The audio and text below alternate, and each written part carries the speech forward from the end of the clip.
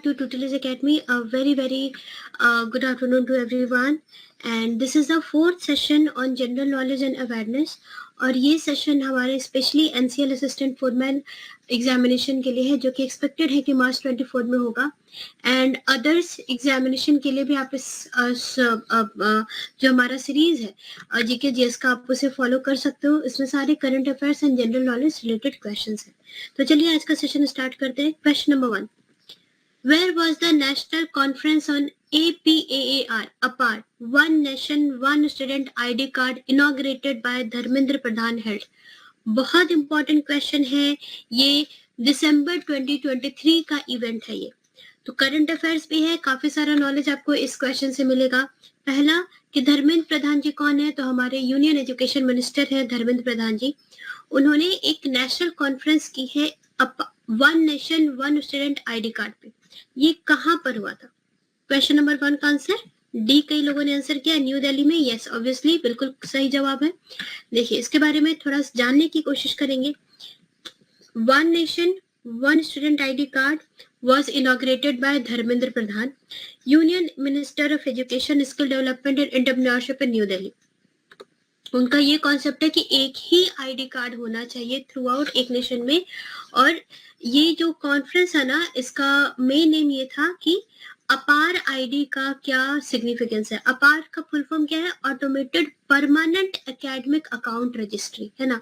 अब आपका जो अलग अलग स्टूडेंट आईडी कार्ड हो जाते हैं, आपने अगर अपने स्कूल का अलग, कॉलेज का अलग, तो वैसा नहीं होगा. एक परमानेंट आपका एकेडमिक रजिस्ट्री भी होगा, एक यूनिवर्सल स्टूडेंट आइडेंटिफिकेशन भी होगा.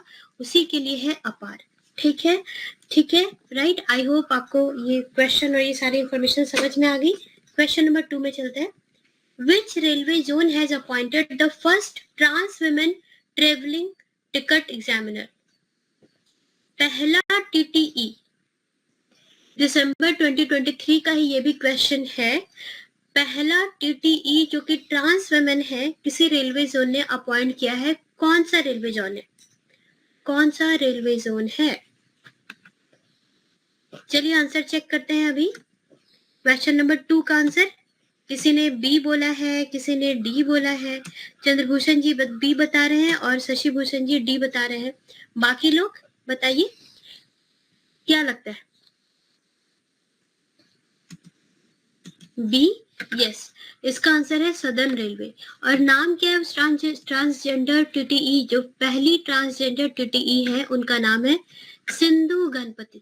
सिंधु गणपति है सदर्न रेलवे. आप ये डिंडीगुल याद रखिए. डिंडीगुल पौंडीचेरी के पास एक जगह है डिंडीगुल, तो वो साउथ इंडिया में ही आ रहा है. और वहां पर सिंधु गणपति नाम की एक ट्रांसजेंडर ट्रांस वुमेन है. उनको she is the first trans women travelling ticket examiner. Okay, ये हिस्टोरिक अपॉइंटमेंट एक बहुत सिग्निफिकेंट स्टेप है, बहुत इंपॉर्टेंट स्टेप है कि हमारा जो इंडियन वर्कफोर्स है वो इंक्लूसिव हो रहा है और एक्सेप्ट कर रहा है दिस डाइवर्सिटी को. ओके, प्रेस्टिजियस गवर्नमेंट पोजीशन पे भी एक्सेप्ट कर रहा है. यस.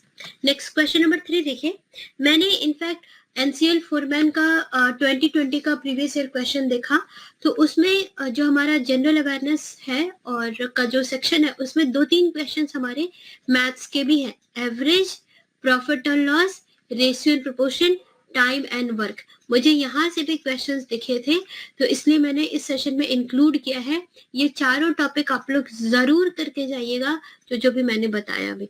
ठीक है, profit and loss, percentage, ratio and proportion, average, थोड़ा मोड़ा नंबर सिस्टम, लाइक दैट कुछ क्वेश्चंस आ सकते हैं. क्वेश्चन नंबर 3 का आंसर करेंगे. हाँ, आप सभी से रिक्वेस्ट है कि जब आप आंसर करें तो 3A, 3B, 3C इस तरीके से लिख करके बताएं, तो मेरे लिए देखने में आसानी होगी. 3 का डी है. 4th डिजिट नंबर सबसे बड़ा जो कि 88 से डिविजिबल होगा. जिसके पास अभी पेन एंड पेपर है, क्विकली वो लोग डिवाइड करेंगे और बताएंगे. 3 का डी आ रहा है. मैक्सिमम लोगों ने 3 का डी ही आंसर किया है. बट अरे नहीं, जस्ट सोचिए 3 का डी कैसे आंसर होगा. 3 का डी अगर ये 88 से डिविजिबल है ही, तो अगर हम इसमें 88 प्लस कर देंगे तो भी तो वो 88 से डिविजिबल होगा, और वो भी 4 डिजिट नंबर ही होगा. करेक्ट। तो 8888 प्लस 88 जो नंबर है वो कौन सा नंबर होगा, वो कौन सा नंबर होगा? प्लस 88 भी करेंगे तो भी तो वो 88 से डिविजिबल होगा, होगा होगा, और वो भी 4 डिजिट का ही नंबर होगा। ये 10,000 से ज्यादा क्रॉस अभी नहीं कर रहा है, तो 3 का आंसर डी कैसे हो जाएगा? यहाँ पे आपको क्या करना है ना, आपको डिवाइड करना है, common sense. Who is there? Point number C कौन बता रहे हैं?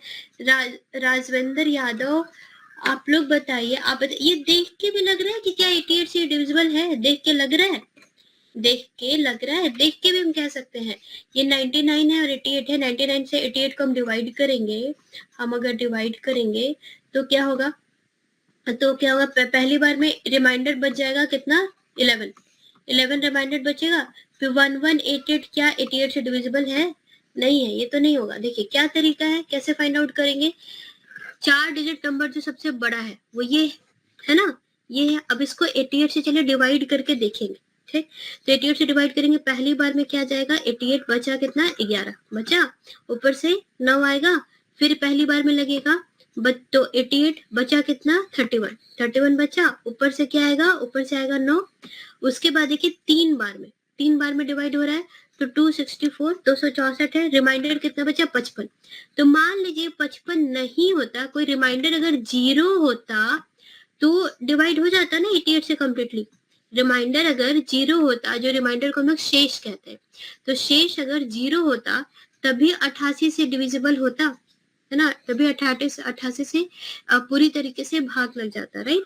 तो यहाँ पे हमें क्या करना पड़ेगा, इसको अगर हम लोग ये 9,999 से घटा देंगे तब वो 88 से पूरी तरह डिविजिबल हो जाएगा, राइट। इसीलिए हम इसे हटाएंगे तो 9944 आंसर होगा।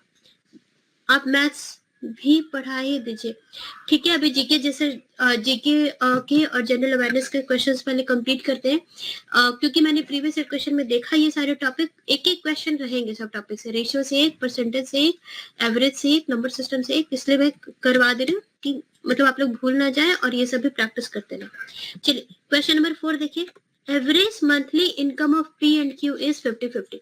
हिंदी में बता रही हूँ, बहुत सारे लोगों ने हिंदी में रिक्वेस्ट किया, तो जितना मुझे से हो रहा है मैं हिंदी में भी बताती रहूंगी। एवरेज इनकम पी और क्यू का एवरेज इनकम है 5,050, क्यू और आर का एवरेज इनकम है 6,250 और पी और आर का एवरेज इनकम है 5,200। तो पी का मंथली इनकम क्या है? पेन एंड पेपर लीजिए और क्विकली सॉल्व कीजिए, 10 सेकेंड्स। करेक्ट आंसर बताइए, बिल्कुल बस जोड़ घटाव है और कुछ नहीं है, बेसिक मैथ्स। क्वेश्चन नंबर 4,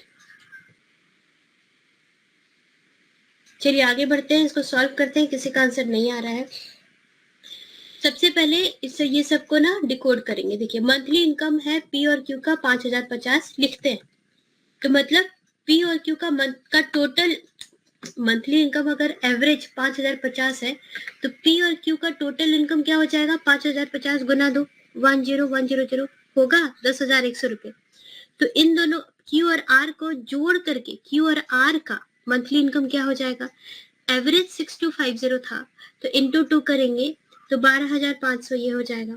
फिर पी और आर का भी दिया हुआ है तो इंटू 2 करेंगे, तो इसका मतलब कि ये क्या है कि अगर P plus Q, Q plus R, P plus R है ना, ये हमें ये वैल्यू मिल गई। अब तीनों को ऐड कर देते हैं, इसको भी ऐड कर देते हैं इधर और इसको भी ऐड कर देते हैं इधर, कर देते हैं। तो करेंगे तो क्या हो जाएगा, यहाँ पे P 2 बार है, Q 2 बार है, R 2 बार है, तो 2 गुना P plus Q plus R is equal to, फिर इन तीनों को ऐड करेंगे तो मिलेगा 33,000, राइट। तो इसका मतलब कि P plus Q plus R कितना है, 16,500। अब हमें निकालना क्या है P, तो Q प्लस R हमें ऑलरेडी पता है, यहाँ पे Q प्लस R कितना है 12,500, तो P क्या हो जाएगा 4,000, तो P का मंथली इनकम क्या हो जाएगा 4,000, ठीक है। इसी लेवल के क्वेश्चंस आपको मैथ्स के 2-4 मिल सकते हैं, राइट। चलिए ऑड वन आउट, इसमें से ऑड वन आउट कौन सा है, देखिए इसमें ऑड वन आउट आएगा ना, तो कैसे सॉल्व करेंगे। सबसे पहले जो हमें अप्लाई करना है, सबसे पहले हम देखेंगे, बस देख करके एक कॉमन सेंस अप्लाई करना है कि देख के कुछ समझ आ रहा है क्या, देख के कोई पैटर्न मिल रहा है क्या, है ना। हो सकता है इंक्रीजिंग ऑर्डर हो सारे, हो सकता है सारे डिक्रीजिंग ऑर्डर हो सकता है कुछ और ट्विस्ट हो। देख के समझ में आ रहा है क्या? देख के पहले बात तो कॉमन सेंस लगाना है, देख के समझना है। अगर उससे कुछ हिंट नहीं मिला तब आगे देखना है कि कहीं दो नंबर का एडिशन, इन दोनों को सब्ट्रैक्ट करेंगे तो जो नंबर मिल रहा है वही, इन दोनों को सब्ट्रैक्ट करेंगे तो वही नंबर है, इन दोनों को सब्ट्रैक्ट करेंगे तो वही नंबर है। मतलब कुछ पैटर्न मिलेगा एडिशन सब्ट्रैक्शन का, है ना। एडिशन सब्ट्रैक्शन का पैटर्न कुछ मिलेगा। Second step. थर्ड स्टेप वो भी नहीं हुआ तो कुछ मल्टीप्लिकेशन का पैटर्न मिलेगा। फोर्थ स्टेप अगर वहां तक भी आप श्योर है कि नहीं हो रहा है तो फिर स्क्वायर और क्यूब का पैटर्न मिलेगा। तो पहले लेकिन आपको अप्लाई करना है क्या? Common sense, general understanding. बस देख के समझिए कि कुछ ट्रिक है क्या। दूसरे में एडिशन और सब्ट्रैक्शन हो सकता है, गैप, दोनों का जो गैप में एडिशन और सब्ट्रैक्शन हो सकता है। ठीक है, तो चलिए इसी तरह क्वेश्चन नंबर 5 सॉल्व करते हैं। कभी भी ऑड वन आउट आए तो यही चीज आपको देखनी है इसी तरीके से। हाँ, तो क्वेश्चन नंबर 5 का आंसर बी, यस बिल्कुल सही है, 427। किन लोगों, जितने लोगों ने आंसर किया है मैं एक बार चेक करती हूँ किन किन लोगों ने आंसर किया है। शशि भूषण और अर्पण रॉय ने, okay very good. Shashi Bhushan and Arpan, very good. देखिए यहाँ पे मैंने आपको पहला स्टेप बताया, देखना है।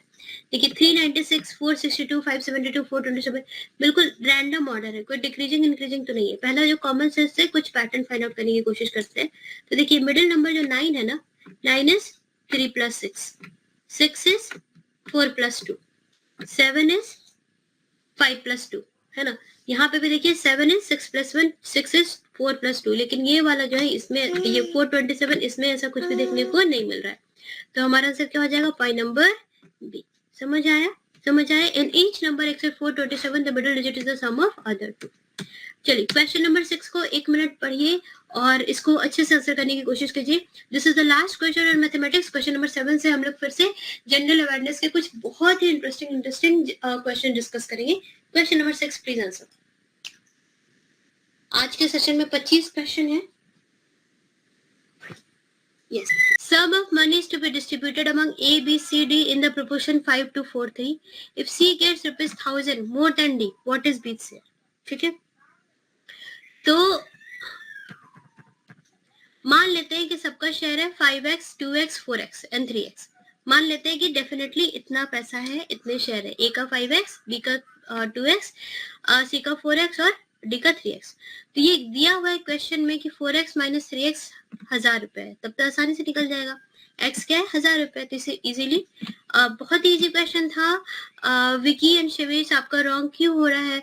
आप लोग ना बेसिक एक बार प्रैक्टिस कर लीजिए, कुछ क्वेश्चंस को बेसिक प्रैक्टिस कर लीजिए। आधा घंटा पे दीजिए, आधा घंटा एक टॉपिक पे में, तो 2-3 घंटे आप एक बार मैथ्स को अच्छे से सॉल्व कीजिए। इन टोटल प्रॉफिट और loss of time and work, सारे क्वेश्चंस को एक बार रिवाइज कीजिए and you will be good to go. ठीक है, तो डू दैट, भूलिएगा नहीं, जरूर ऐसे क्वेश्चंस को प्रैक्टिस कीजिएगा। आपके 5-10 मार्क्स तो बोनस यहाँ से आ जाएंगे।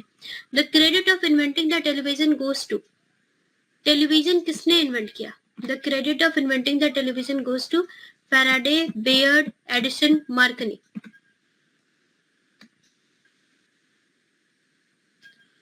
आज का जो भी मैं क्वेश्चन प्रिपेयर करती हूँ, आज का जो क्वेश्चन है ना वो बिल्कुल मैंने प्रीवियस ईयर का जो क्वेश्चन है उसी से पिक करते हुए लिया है। जैसे कि वहां पर भी इन्वेंशंस के क्वेश्चंस थे, तो मैंने एक इन्वेंशन का क्वेश्चन इंक्लूड किया है। तो उस तरीके से मैंने बिल्कुल ये मॉडल क्वेश्चन बनाया है। The credit of inventing the television goes to John Logie Baird. John Logie Baird ने, yes yes yes, Chandrabhushan Kumar बिल्कुल सही, John Logie Baird. Vicky Kumar ने फिर फैराडे आंसर किया है, बेड आंसर होगा। ठीक है, ध्यान दीजिएगा। ओके, इनफैक्ट इन सारे जो है ना, इनका सबका ये चारों ही इम्पोर्टेंट है, फैराडे, बेयर्ड, एडिसन, मार्कनी। तो एक बार इन्वेंटर एंड इन्वेंशन का जो लिस्ट है उसको देख के जरूर रिवाइज कीजिएगा, है ना।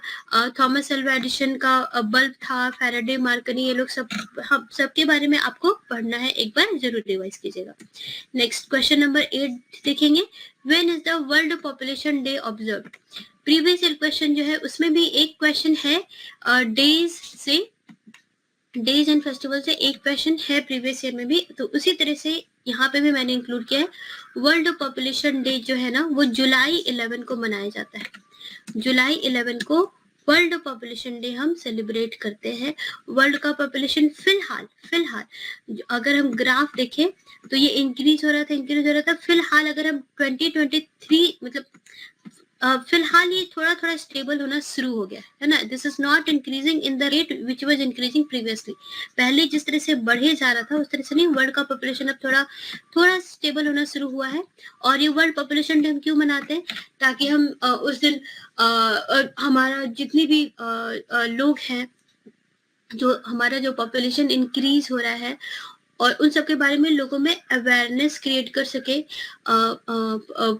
पूरी दुनिया में जो किस कंट्री का कितना पॉपुलेशन एक्सप्लोड हो रहा है और जो कुछ भी है, एक अवेयरनेस क्रिएट करने की कोशिश करते हैं जुलाई 11 को वर्ल्ड पॉपुलेशन डे में। ओके, नेक्स्ट देखिए क्वेश्चन नंबर 9 देखिए, the southern most point of peninsular India that is Kanyakumari is. Kanyakumari जो इंडिया का सदर्न मोस्ट पॉइंट है, बहुत ही मजेदार क्वेश्चन है ये। North of tropic of cancer है, साउथ ऑफ इक्वेटर है, साउथ ऑफ कैप्रिकॉर्न है, नॉर्थ ऑफ इक्वेटर है। देखते हैं इसको आंसर। हाँ, ये आंसर क्विकली कौन करता है? Question number 9, suppose this is the earth, don't mind my drawing, तो Tropic of Cancer, equator, Capricorn कहाँ पर है और इंडिया कहाँ सिचुएशन है, इतना आइडिया है आपको, है ना? 9 का यस, 9 का आंसर क्या होगा? 9 का आंसर मोस्टली सी आ रहा है। एक बार फिर से सोचिए, 5 सेकेंड्स मोर।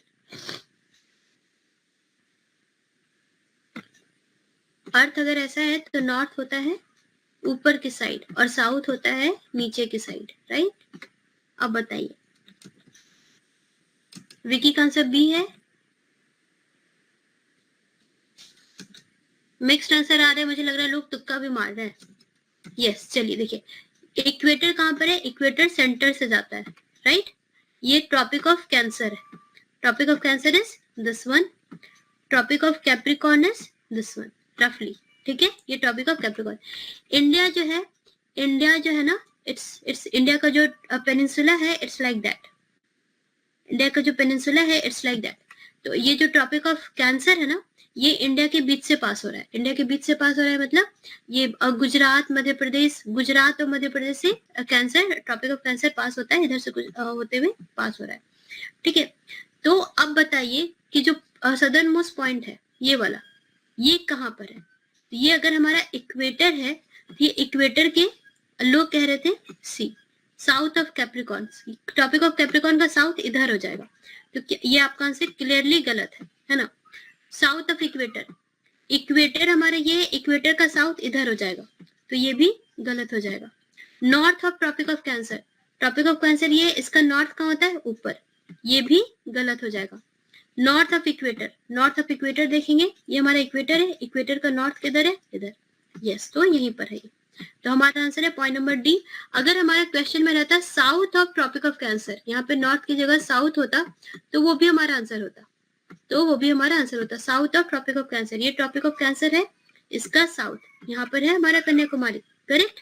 लेकिन क्वेश्चन में नॉर्थ लिखा है, इसलिए हमारा आंसर जो है ना वो north of equator, point number D होगा, correct? Yes. Next question, Madhubani a style of folk painting is popular in which of the following states in India. हर स्टेट के का पेंटिंग, हर स्टेट का जो डांस फॉर्म है आपको याद करना है, ठीक है? अब 4 सेशन हो गए, आपको पैटर्न समझ में आ गया होगा, आपसे क्या क्या एक्सपेक्टेड है समझ में आ गया होगा, राइट? मधुबनी जो हमारा फोक पेंटिंग है वो किस स्टेट का है? That is Bihar. Yes, very easy. Next question number 11, the last Mahakumbh of 20th century was held at. क्या आपको पता है महाकुंभ मेला जो हर 12 साल में होता है, हर 12 साल में महाकुंभ मेला होता है, लास्ट जो मेला हुआ था महाकुंभ, वो कब हुआ था, कहाँ हुआ था? लास्ट महाकुंभ मेला कब हुआ था? वो 2013 में हुआ था। लास्ट महाकुंभ मेला 2013 में हुआ था। अब 12 साल के बाद 2025 में हम लोग विटनेस करेंगे नेक्स्ट महाकुंभ मेला। और जो अर्धकुंभ होता है वो 6 साल पे होता है और महाकुंभ 12 साल पर होता है। कहाँ हुआ था? हरिद्वार में हुआ था। तो last Mahakumbh Mela was at Haridwar और ये कब हुआ था? 2013 में, याद रखेंगे। नेक्स्ट महाकुंभ कब होगा? 2025 में। Okay, yes. The same thing I have mentioned है. लास्ट महाकुंभ मेला इतना बड़ा, largest religious gathering in the world हमारा लास्ट महाकुंभ मेला में था. 120 मिलियन विजिटर आए थे, मतलब यस 1200 करोड़ 1200 करोड़ विजिटर्स आए थे, है ना. तो इतने सॉरी 1200 लाख विजिटर्स आए थे. तो जो हमारा कुंभ मेला एट हरिद्वार था वो अभी तक का दुनिया का सबसे बड़ा रिलीजियस गैदरिंग था. ठीक है. Okay, next question number 12. Which is the highest gallantry award in India? Highest gallantry award, very very important question. सबसे बड़ा गैलेंट्री अवार्ड इंडिया में कौन सा है? परम विशिष्ट सेवा मेडल, परमवीर चक्र, कीर्ति चक्र, वीर चक्र. Question number 12. सबसे बड़ा गैलेंट्री अवार्ड इंडिया में कौन सा है?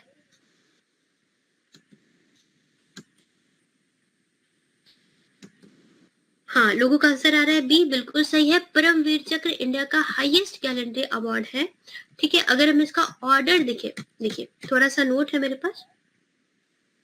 हाईएस्ट मिलिट्री अवार्ड जो है वो परमवीर चक्र है, पीवीसी भी बोलते हैं. ये कब दिया जाता है? ये साल में 2 बार दिया जाता है, रिपब्लिक डे के दिन भी और इंडिपेंडेंस डे के दिन भी. इंडिपेंडेंस डे के दिन भी साल में 2 बार ये अवार्ड दिया जाता है. किसे? जो लोग हाईएस्ट डिग्री ऑफ वैलर और highest degree of self sacrifice show करते हैं in the presence of enemy, उनको बाय मिनिस्ट्री ऑफ डिफेंस. ये जितने भी गैलेंट्री अवार्ड है वो सारा मिनिस्ट्री ऑफ डिफेंस देती है. कब? साल में 2 बार, रिपब्लिक डे और इंडिपेंडेंस डे के दिन. और अगर हम ऑर्डर देखें तो सबसे बड़ा चक्र होता है परमवीर चक्र, उसके बाद आता है अशोक चक्र. हालांकि हर चक्र का अपना अपना इम्पोर्टेंस है. हर चक्र, कोई भी चक्र मिलना बहुत बड़े सम्मान की बात होती है. तो अशोका चक्र के बाद आता है महावीर चक्र, फिर आता है कीर्ति चक्र, फिर आता है वीर चक्र और फिर आता है शौर्य चक्र. ठीक है. यस, आगे बढ़ते हैं. The first Indian to receive Nobel prize in literature. Literature में नोबेल प्राइज किस पहले इंडियन को मिला था? Mother Teresa, CV Raman, Rabindranath Tagore, Sarojini Naidu. 13. Which first Indian to receive Nobel Prize in Literature was Mother Teresa, C.V. Raman, Rabindranath Tagore, Sarojini Naidu.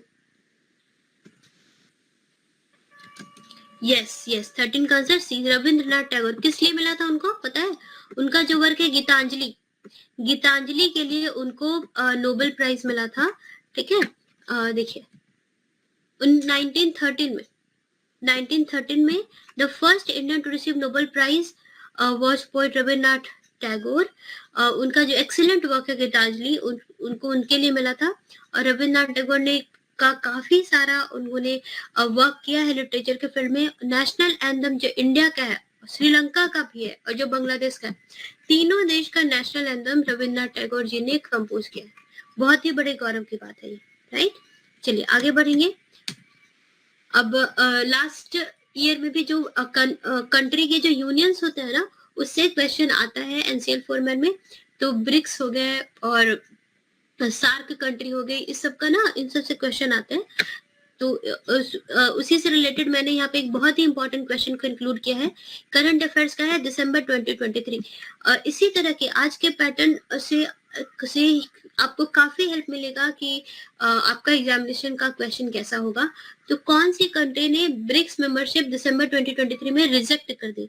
उसे offer किया गया था कि आप ब्रिक्स कंट्री में इंक्लूड हुए, पर उसने रिजेक्ट कर दिया. कौन सी कंट्री थी? हाल में ही रिजेक्ट किया है. तो दैट कंट्री वाज अर्जेंटीना. याद रखेंगे, अर्जेंटीना को बोला गया कि भाई हमारे मेंबरशिप में, हमारे एसोसिएशन में आप आए, बट अर्जेंटीना के जो प्रेसिडेंट हैं जावियर मिली ने रिजेक्ट कर दिया, फॉर्मली डिक्लाइन ब्रिक्स मेंबरशिप. और उन्होंने बोला कि टाइम अभी इनएप्रोप्रिएट है उनके लिए, कभी बाद में वो ज्वाइन करेंगे. ठीक है. अर्जेंटीना. इंडियाज पेट्रोकेमिकल, हर स्टेट किस लिए फेमस है, ये क्वेश्चन तो जरूर आता है. तो इसीलिए इंडिया का कैपिटल किस स्टेट को बोला जाता है? इंडिया का पेट्रो कैपिटल किस स्टेट को बोला जाता है? यस, सचिन कुमार ने अर्जेंटीना बिल्कुल करेक्टली आंसर किया था. India's petro capital Maharashtra, Gujarat, Tamil Nadu, Andhra Pradesh. चलिए क्वेश्चन नंबर 15 का आंसर देखते हैं. 15 का बी आ रहा है, यस बिल्कुल सही है, कुछ लोगों ने कमेंट किया है बी, वेरी गुड। गुजरात को इंडिया का पेट्रोकेमिकल बोला जाता है क्योंकि गुजरात ने पेट्रोकेमिकल सेक्टर में बहुत ज्यादा बहुत इंपॉर्टेंट एडवांसमेंट किया है, ठीक है। और इसमें presence of world largest grass root oil refinery and a cutting edge petrochemical complex, है ना। तो ऑयल दुनिया का सबसे बड़ा ऑयल रिफाइनरी गुजरात में है और वो लोग बिल्कुल कटिंग एज टेक्नोलॉजी भी यूज कर रहे हैं, इसीलिए गुजरात को इंडिया का पेट्रो कैपिटल बोला जाता है, ठीक है, याद रखेंगे। आई होप ये सारी चीजें आपको याद भी होते जा रही है।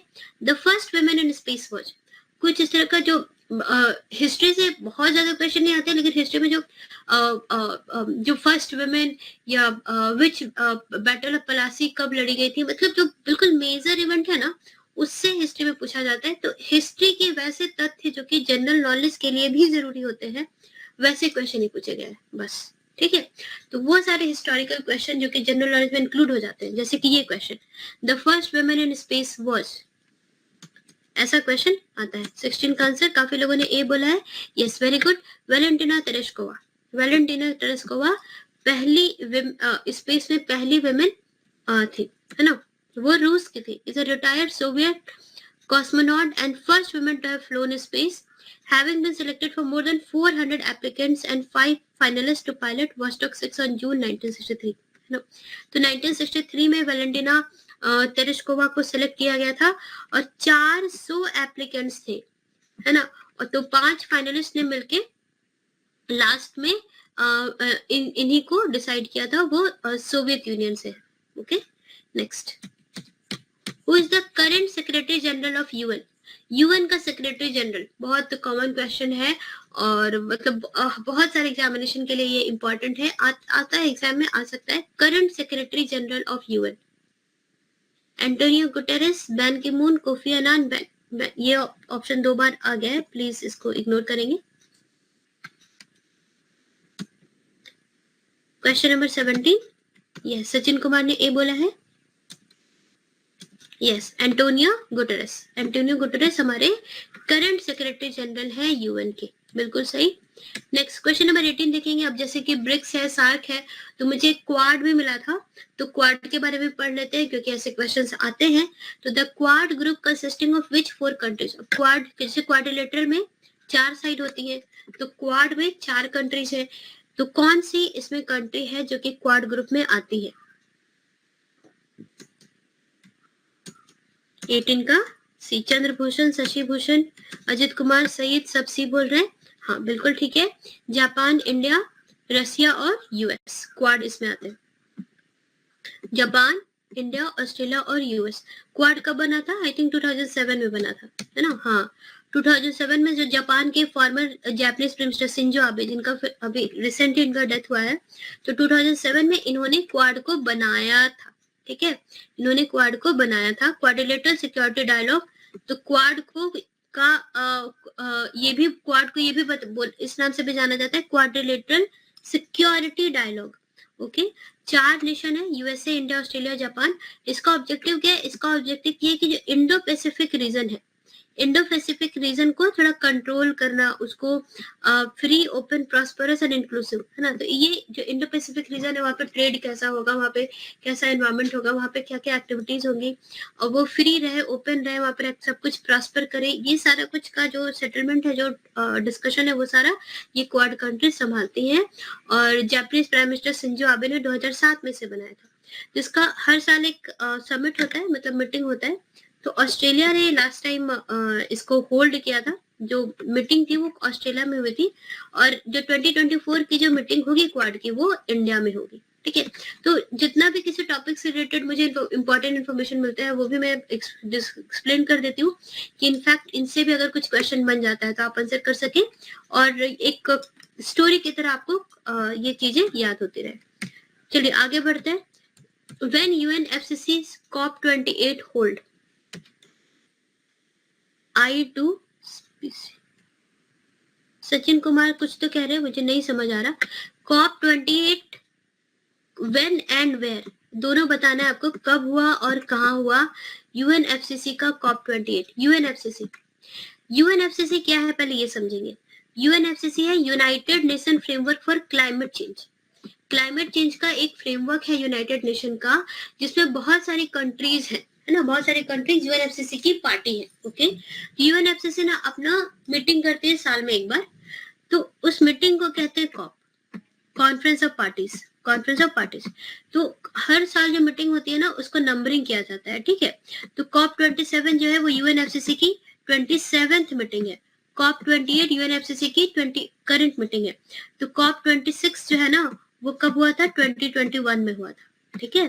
फिर कॉप 27 जो है वो 2022 में हुआ था, राइट। तो हर साल जो यूएनएफसीसी अपनी मीटिंग करती है तो उसमें नंबरिंग ये बढ़ाती जाती है। तो कॉप 28 जो है ना वो 2023 में हुआ था। और जिस साल भी होता है ना उस साल के करंट अफेयर्स में क्वेश्चन आता है कि यूएनएफसीसी का जो लेटेस्ट मीटिंग है कॉप 27 या कॉप 26 में कब हुआ, कहाँ हुआ, है ना। तो ऐसा आता है। तो कॉप 28 अभी लेटेस्ट है, 2023 वाली जो मीटिंग है ये लेटेस्ट मीटिंग है। कॉप 29 अभी हुआ नहीं है, ये दुबई में हुआ था। ये कब हुआ था, ये कहाँ हुआ था, दुबई में हुआ था 2023 में, ठीक है। तो समझ आया क्वेश्चन नंबर 19, बहुत इंपॉर्टेंट है, समझिए। यूएनएफसीसी की मीटिंग होती है जिसे कॉप कहते हैं, और जितनी बार भी मीटिंग होती है वहां पर ये नंबरिंग बढ़ती जाती है। तो हर साल एक बार मीटिंग होती है। कॉप 28 हमारी 2023 की, मैं बिल्कुल सिंपल लैंग्वेज में बता रही हूँ कि लेटेस्ट मीटिंग हमारी कॉप 28 है, 2023 में हुई थी दुबई में, ठीक है, दुबई में हुई थी। तो यहाँ पे भी देखिए UN climate change conference UNFCCC जो है वो दुबई में हुआ था 30 नवंबर से लेके दिसंबर। Usually in the month of November ही होता है, मोस्टली नवंबर ही होता है। ये भी कॉप 26 नवंबर 2021 में हुआ था, मोस्टली नवंबर होता है। इस बार भी नवंबर 2024 में होगी, कहाँ होगी अभी फाइनल नहीं हुआ है, या फिर हमें भी पता चलेगा।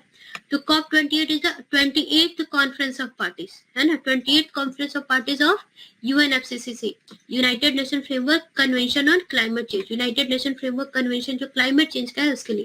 तो यहाँ पे क्या होता है कि साल में एक बार ये सारी कंट्रीज आकर के क्लाइमेट चेंज के लिए बातें करते हैं कि पूरी दुनिया का जो क्लाइमेट बदल रहा है उसे कैसे कंट्रोल कर सकते हैं, कहाँ कहाँ क्या क्या हमें मेजर्स लेने हैं, प्रिकॉशन लेने हैं, क्या क्या मिटिगेशन करना है, वो सारा कुछ ये लोग डिस्कस करते हैं। तो ओवरऑल वर्ल्ड की क्लाइमेट चेंज की बात करते हैं।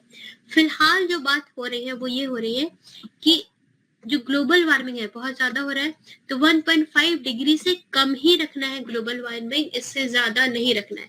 अगर एग्जाम में आता है कुछ भी कॉप 26 से सबसे रिलेटेड, तो ग्लोबल वार्मिंग को 1.5 डिग्री से ज्यादा बढ़ने नहीं देना। अगर अभी एवरेज टेम्परेचर मान लीजिए x डिग्री है, तो एक साल में मैक्सिमम x + 1.5 डिग्री ही हो, इससे ज्यादा ना हो। इसके लिए हम क्या क्या मेजर ले सकते हैं वो सब कुछ यहाँ पे लोग डिस्कस करते हैं, ठीक है। समझ आया, समझ आया।